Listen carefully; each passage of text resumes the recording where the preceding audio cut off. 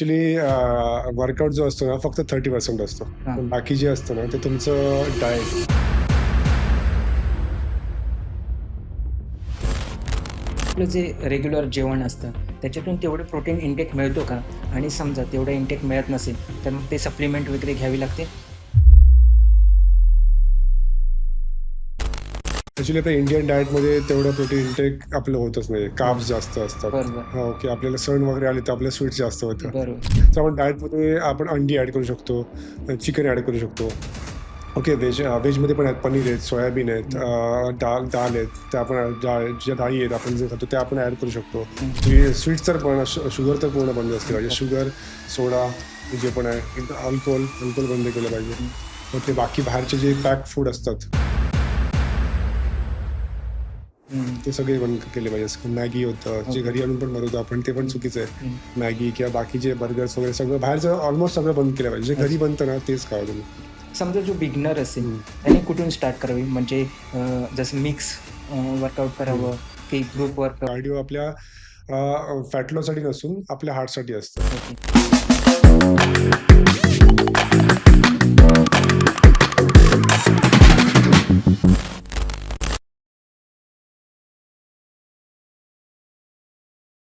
नमस्कार. आज आपल्यासोबत आहेत फिटनेस ट्रेनर आणि transformation coach Aditya Borkar sir. आज आपण त्यांच्याकडून त्यांची फिटनेस जर्नी कशी सुरू झाली, फिटनेससाठी कोणत्या गोष्टी महत्त्वाच्या आहेत, त्यांचा एवढ्या वर्षाचा पर्सनल ट्रेनिंगचा एक्सपिरियन्स कसा आहे, त्याचप्रमाणे स्टेरॉइड्स घ्यायचे की नाहीत, फिटनेस इंडस्ट्रीबद्दल बऱ्याच गोष्टी आज आपण त्यांच्याकडून जाणून घेणार आहोत. त्यामुळे हा पॉडकास्ट पूर्ण नक्की बघा. नमस्कार सर, नमस्कार. कसे आहात? मस्त एकदम मजेत. तुमचं या पॉडकास्टमध्ये खूप खूप स्वागत. Thank you.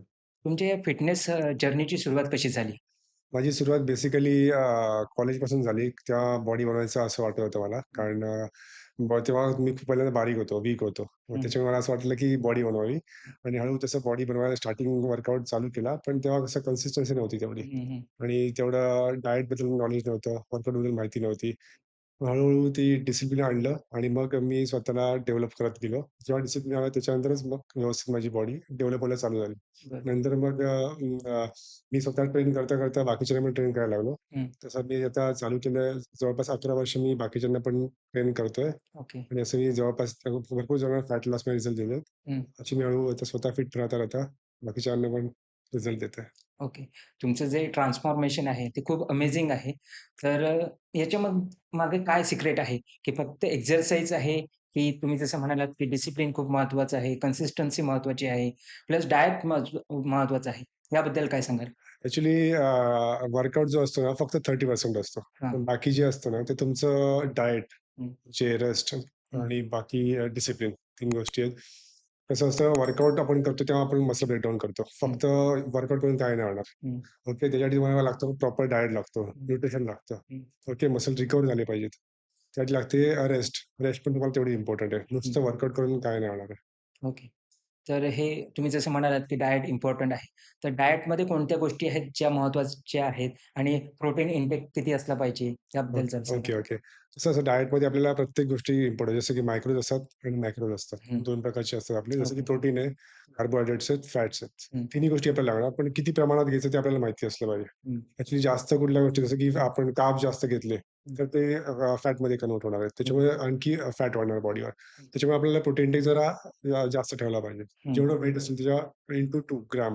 हं. समजा आता 50 किलो वेट असेल, इंटू 2 म्हणजे 100 ग्राम पर्यंत तरी प्रोटीन गेलं तरी इनफ आहे. ओके. असं आणि प्लस फायबर्स पण पाहिजे आपल्याला बॉडीला हं, एच-आर-टी. त्याच्यामुळे आपल्याला प्रोटीन, कार्ब्स आणि फॅट तिन्ही गोष्टी आपल्याला घ्यायच्या आहेत. ओके. आता आपलं जे रेग्युलर जेवण असतं, त्याच्यातून तेवढं प्रोटीन इंटेक मिळतो का? आणि समजा तेवढं इंटेक मिळत नसेल, तर मग ते सप्लिमेंट वगैरे घ्यावी लागते? ॲक्चुअली आपल्या इंडियन डाएटमध्ये तेवढं प्रोटीन इंटेक आपलं होतच नाही. हो. कार्ब्स जास्त असतात. बरोबर, हां, ओके. आपल्याला सण वगैरे आले तर आपल्याला स्वीट्स जास्त होतं. बरोबर. त्याच्यामुळे आपल्याला तेवढं प्रोटीन जात नाही बॉडीत. हं, त्याच्यामुळे जर जात नसेल, तर आपण डाएटमध्ये आपण अंडी ॲड करू शकतो, हं, चिकन ॲड करू शकतो. हं, ओके, व्हेजमध्ये पण आहेत. पनीर आहेत, सोयाबीन आहेत, हं, दाल आहेत. त्या आपण ज्या डाळी आहेत आपण जे खातो त्या आपण ॲड करू शकतो. हं. असे जे प्रोटीन रिच सोर्स फूड आहे, ते फूड मार्फत आपण घेऊ शकतो. बरोबर. ओके, जर त्याने जात नसेल आपल्या डाएटमध्ये, तर आपण व्ही प्रोटीन ॲड करू शकतो. Okay. Okay, whey protein add करा असं गरजेचं नाहीये. ते सप्लिमेंटरी आहे. हं, हं, ओके, जर आपला मेन डाएट जर पूर्ण चांगला असेल, तर हं. सप्लिमेंट्सची काही गरज नाहीये. बरोबर. आणि तुम्ही म्हणालात, की रेस्ट सुद्धा हं, इम्पोर्टंट आहे. हं. तर ही रेस्ट किती तासाची असली पाहिजे? जशी ॲक्चुअली 8 तास तरी तुम्हाला झोप पाहिजे. ती पण डीप स्लीप पाहिजे, प्रॉपर झोप पाहिजे. बरोबर. अशी काही-काही लोकं आज काय करतात 2 तास झोपतात, उठतात, हं. तर 4 कामाला जाऊन 4 तास झोपतात. असं काही उपयोगाचं नाही. हां, हां. रेस्ट पाहिजे पूर्ण 8 तास. हं. डीप स्लीप तुम्हाला आज मिळाली पाहिजे. ओके.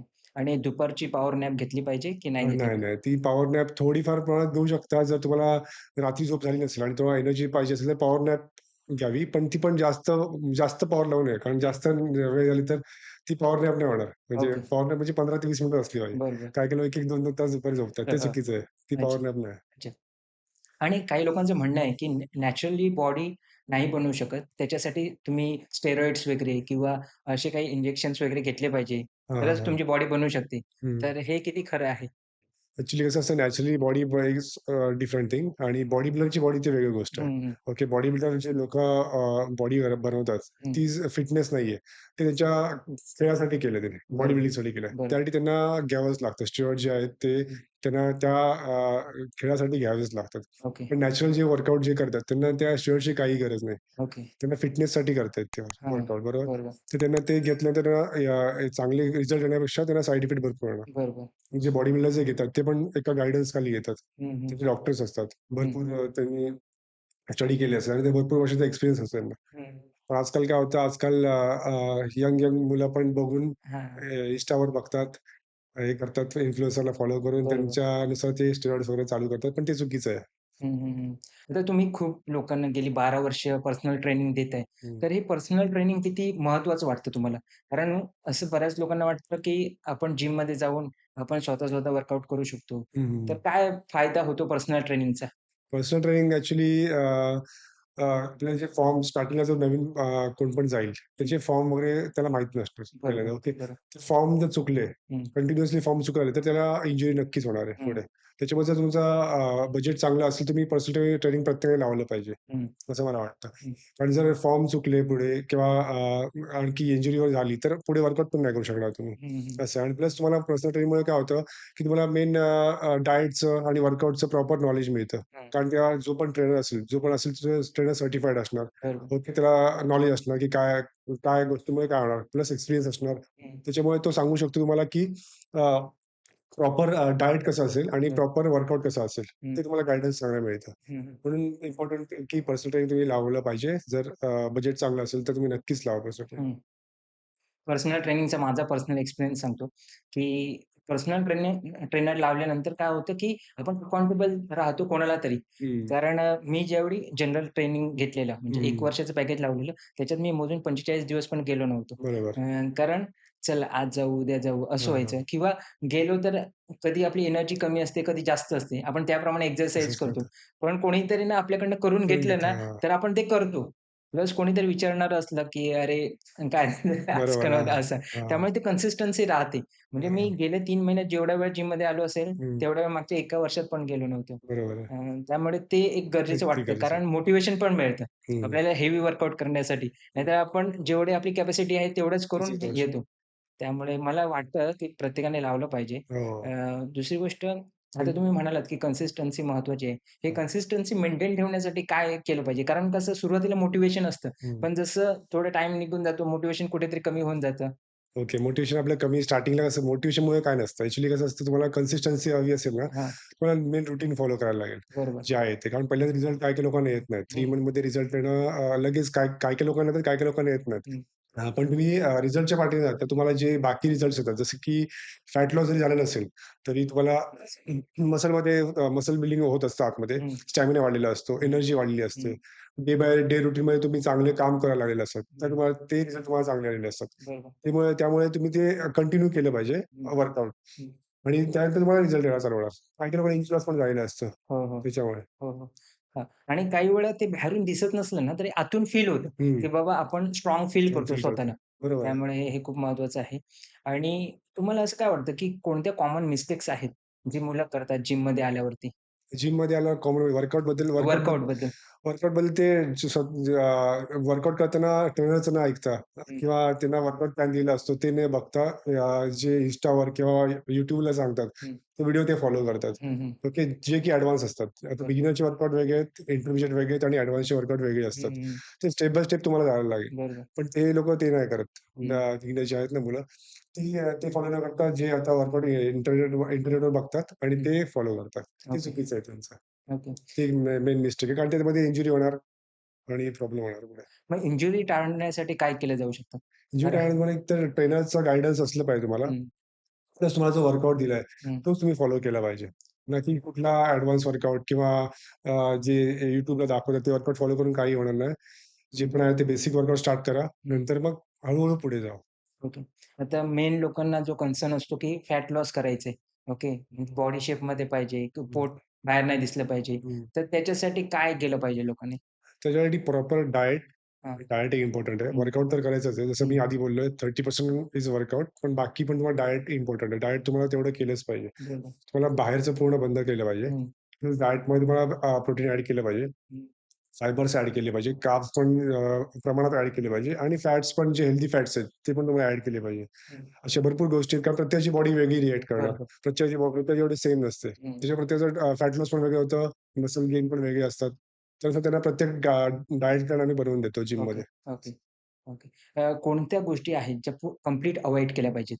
म्हणजे हे नाही खाल्लं पाहिजे. जसं ओके. स्वीट्स असेल. ओके. स्वीट्स तर पण शुगर तर पूर्ण बंद असली पाहिजे. ओके. शुगर, सोडा जे पण आहे, अल्कोहोल बंद केलं पाहिजे. हं, ओके. बाकी बाहेरचे जे पॅक फूड असतात, हं. ते सगळे बंद केले पाहिजे. मॅगी होतं, जे ओके. घरी आणून पण बनवतो आपण, ते पण हं, चुकीचं आहे. हं. मॅगी किंवा बाकीचे बर्गर्स वगैरे सगळं बाहेरचं ऑलमोस्ट सगळं बंद केलं पाहिजे. जे घरी अच्छा. बनतं ना, तेच खावा तुम्ही. ओके. आणि हे फॅट लॉस आणि मसल बिल्डिंग एकाच वेळी होतं का? हां, होऊ शकतं ना असं. जर तुम्ही डायट प्रॉपर करत असाल आणि वर्कआउट पण करत असाल, तर फॅट लॉस आणि मसल बिल्डिंग एकाच वेळी होऊ शकतं. ओके. ज्यांना फिट राहायचं आहे, हं. त्यांना तुम्ही काय सल्ला द्याल? किंवा फिटनेस आपल्या लाईफमध्ये किती इम्पोर्टंट आहे? फिटनेस आपल्या लाईफमध्ये भरपूर कारण तुम्ही फिट नसाल पुढे, हां, जर हां. तुम्ही स्वतःच फिट नसाल, तर पुढे तुम्ही आणखी इन्कम पण जनरेट करू शकत नाही. जसं की कामाला तुम्ही जाता, बरोबर? हं. तुम्ही स्वतःच फिट नसाल, तर पुढे तुम्ही आणखी काम करू शकत नाही. बरोबर. ओके, फिटनेस जर चांगला ठेवायचा असेल, तुम्हाला डायट प्रॉपर व्यवस्थित केलं पाहिजे आणि वर्कआउटला नेहमी रेग्युलर गेलं पाहिजे. हं, डिसिप्लिन असलं पाहिजे लाईफमध्ये. हं, तर तुमचा वर्कआउट प्रत्येक गोष्टी डिसिप्लिन असतं. नुसतं वर्कआउटबद्दल नाही सांगत आहे. डायट पण डिसिप्लिन असलं पाहिजे. हं, तुमच्या उठायचे वेळ, रेस्ट टाईम, हं. तुझं डायट, वर्कआउट सगळं तुझं डिसिप्लिनमध्ये असलं पाहिजे. आता गेली 12 वर्ष तुम्ही पर्सनल ट्रेनिंग देत आहे. तर याच्यामध्ये काय चॅलेंजेस वाटतात तुम्हाला? चॅलेंजेस म्हणजे हां. क्लायंटकडनं चॅलेंजेस. हां, म्हणजे ट्रेन करण्यामध्ये पण चॅलेंजेस किंवा या जर्नीमध्ये तुम्ही काय शिकलात किंवा कोणतं असं चॅलेंजिंग फेस फेस होतं तुमच्या लाईफमध्ये? रेग्युलर चॅलेंजेसमधले तुम्ही बोलत असाल, तर हां. चॅलेंजेसमध्ये काय असतं क्लायंटचं माइंडसेट एकदम चेंज करणं चॅलेंजिंग असतं. म्हणजे हं, समजा आता मी आता ट्रेन करतोय, हं. पण त्याला रेग्युलर कसं आणणं ते आमच्याकडे असतं. कारण त्याला बरोबर, रेग्युलर तो आला पाहिजे तरच रिझल्ट येणार. बरोबर. बरोबर ना? हां. म्हणजे त्याचं माइंडसेट कसं चेंज करावं ते चॅलेंजिंग असतं भरपूर. हं, हं. कारण वर्कआउट देणं इज ईझी. हं. वर्कआउट देणं खूप ईझी आहे. ओके. ओके. वर्कआउट घेणं, सपोर्ट देणं, डायट बनवणं, हं, डायट त्याच्या आमच्यासाठी आता ईझी आहे. हं. पण प्रॉब्लेम जिकडे येतो ह्याच्यामध्ये हां. आपल्या माइंडसेट चेंज करण्यामध्ये. हं. प्रत्येकाचं कसं मोटिव्हेशनने सगळेजण येतात, पण नंतर त्यांचं मोटिव्हेशन खाली होतं. बरोबर. परत थोड्या दिवसांनी येतात, परत गायब होतात. त्याच्यामध्ये ना माइंडसेट जे आहे त्यांचं, ते त्यांना सारखं त्यांना हे करायला लागतं, काय पुश करावं पुश लागतं. करायला लागतं, हां. की या तुम्ही जिमला किंवा त्यांना एक-एक मेसेज करून हं, त्यांना दररोज गुड मॉर्निंगचे मेसेज सगळं त्यांना सांगावं लागतं, की इम्पोर्टन्स सांगावं लागतं वर्कआउटचे काय आहेत. बरोबर. कंटिन्यू त्यांना याला गाईड करावं लागतं. तुम्ही हे त्याचं वर्कआउट कसं प्लॅन करता प्रत्येक इंडिव्हिज्युअलनुसार? प्रत्येकाचा वर्कआउटचा प्लॅन असतो. प्रत्येकाचं हेल्थ कंडिशन वेगळी असते. हं, एज वेगळं असतं. हं, तर ते आता माझ्याकडे जे क्लायंट्स आहेत काय एजेड पण आहेत, कमी एजचे पण आहेत. हं. ज्यांना काय-काय इश्यू पण आहेत, हेल्थ इश्यू पण असतात ते पण आहेत. पण ते कसं असतं त्यांचे वर्कआउट असतात ना, प्रत्येकाचे वेगळे असणार. बरोबर. प्रत्येकाला सेम वर्कआउट देऊ शकत नाही. हं. ओके. कारण काही-काही लोकांना फक्त फिटनेससाठी हवं असतं. काही-काही हं. लोकांसाठी काही-काही लोकं फॅट लॉससाठी असतात. बरोबर. ओके. काही-काही लोकं फक्त जनरल जे एजेड असतात त्यांना फक्त ॲज अ फिटनेस म्हणून राहायचं असतं. त्यांचे वर्कआउट वेगळे असतात. हं, हं, हं. मग त्यांची वर्कआउट आम्ही प्लॅन करतो, की या गोष्टीनुसार याला किती वर्कआउट द्यायचा आहे, याचे कॅलरीज वगैरे किती असतात, याची कॅपॅसिटी किती आहे, त्यानुसार वर्कआउट आमचा प्लॅन असतो सर. ओके. समजा जो बिगिनर असेल, हं, त्याने कुठून स्टार्ट करावी? म्हणजे जसं मिक्स वर्कआउट हं, करावं की ग्रुप वर्कआउट हं. की 2 body parts, single body parts हे कसं करावं? Okay, okay. पहिल्यांदा जे वर्कआउट जे येणार नवीन येणार त्यांनी स्टार्टिंगला बिगिनरसाठी मिक्स वर्कआउटच फॉलो केले पाहिजे. ओके. जसं की स्टार्टिंगला आलं पहिल्यांदा एकतर कार्डिओ केला पाहिजे. हं. कारण त्याचं कार्डिओ स्ट्रेंथ पण वाढली. कार्डिओ आपल्या फॅट लॉससाठी नसून आपल्या हार्टसाठी असतं. ओके. हे प्रत्येक लक्ष घेतलं हो. पाहिजे. कारण काही-काही लोकांना वाटतं फक्त कार्डिओ फॅट लॉससाठी आहे. बरोबर. पण त्याच्यासाठी नाहीये ते. हं, कार्डिओ म्हणजे कार्डिएक मसल आपला हार्ट असतो. हं, तर कार्डिओ आपल्या हार्टला स्ट्रॉंग करण्यासाठी असतं. हं, त्याच्यामुळे कार्डिओ हे प्रत्येकाने केलं पाहिजे. हं. ओके. आणि नंतर जर चालू करणार तेव्हा तुम्ही पूर्ण बॉडीचा वर्कआउट हळू-हळू ओके. केला पाहिजे. ओके. ओके. एकदाच फोकस नाही केला पाहिजे, की एक मसल असं. हं. हळू-हळू तुमचा बॉडी सोरनेस जसा कमी-कमी होईल, तसं मग ट्रेनरच्या गाईडन्सनुसार तुम्ही करू शकता, की असं डबल मसल, सिंगल मसल असं करू शकता. Okay, okay. जसं तुम्ही म्हणालात, की कार्डिओ फक्त फॅट लॉससाठी हं. नाहीये. पण काही मुलींचं पण असं मिसकन्सेप्शन असतं, की आपण जर मसल बिल्डिंगचे एक्सरसाइज केले, तर हां. आपली मसल वाढतील. ओके. आपण फक्त ट्रेडमिल करूया हां, किंवा हां, कार्डिओ करूया, हां. असंच असतं. हं. त्याबद्दल काय सांगाल? नाही तसं काय होत नाही सर. कारण कसं असतं मुलींची बॉडी वेगळी बरोबर. असते आणि मुलांची बॉडी वेगळी असते. आता मसल बिल्डिंग मुलांमध्ये काय होतं, त्यांचे हार्मोन जे असतात हं, टेस्टोस्टेरॉन हं. ते जास्त असतं. ओके. त्याच्यामुळे त्यांची बॉडी लगेच जर वर्कआउट केलं तर मसल गेन होतात. पण हो. मुलींमध्ये असं नाही होणार, की वर्कआउट केला आणि मुलांसारखी मसल डेव्हलप त्यांच्यात नाही होणार. हं. टेस्टोस्टेरॉन त्याच्यामध्ये असतं पण खूप कमी प्रमाणात असतं. हं, हं. ओके. त्याच्यामुळे त्यांना असं करायची गरज नाही, की वेट ट्रेनिंग केल्यामुळे उलट त्यांना फायदेच आहेत. हं, असं हं. बघितलं. त्यांचे जॉइंट्स हेल्थ चांगली राहील. प्लस त्यांना जे बॉडी टोनिंग असेल ती चांगली होईल त्यांची. हं, हं. फक्त कार्डिओ करून त्यांना बॉडी लूज पडणार म्हणजे असं एकदम टाईटनेस नाही येणार हं, बॉडीमध्ये हं. असं आहे. म्हणजे फॅट लॉस होईल बॉडी ह्याच्याने कार्डिओने, पण ते फक्त केल्याने होतील. हं. ओके. मग ते तेव्हा तुम्हाला ह्याच्यात हेल्प नाही करणार. मसल टोनिंगमध्ये हेल्प नाही करणार ओके. असं. प्लस सेम असं मुलांचं पण मिसकन्सेप्शन असतं, की कार्डिओ फक्त मुलींसाठी आहे. आपण हं, फक्त मसल बिल्डिंगच्याच हां. वर्कआउट केलं पाहिजे. बरोबर. ते कार्डिओ करत नाही. ते पण चुकीचं आहे ना? ते पण चुकीचं आहे सर. कारण कार्डिओ तुम्हाला जसं आधी बोललो, कार्डिओ आपल्या हार्टसाठी चांगलं आहे. ओके. फक्त फॅट लॉससाठी न बघता त्याला आपण हार्ट हेल्थ चांगली ठेवायसाठी कार्डिओ तुम्ही केलाच पाहिजे. हं. असं आहे. ओके.